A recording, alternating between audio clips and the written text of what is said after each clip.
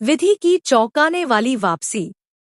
नमस्कार दोस्तों, सीरियल सनम मेरे हमराज में अब कहानी एक बेहद दिलचस्प मोड़ लेने वाली है।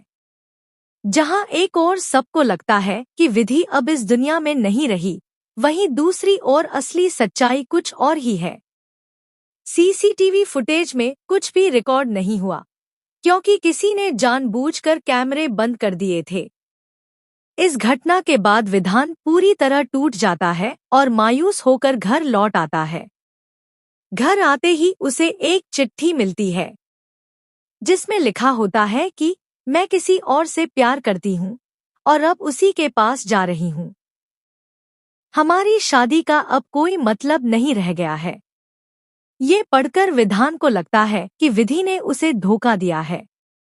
उसका दिल टूट जाता है और वह गुस्से में आकर अपना कमरा तक जला देता है। लेकिन कहानी यहीं खत्म नहीं होती। असल में विधि मरी नहीं थी। वह तालाब में जरूर गिरी थी, लेकिन उसे तैरना आता था, क्योंकि वह एक गांव की लड़की है। इसलिए वह अपनी जान बचाकर बाहर निकल आती है। अब विधि वापस लौट चुकी है, वो भी जख्मी हालत में। विधान यह देखकर हैरान रह जाता है।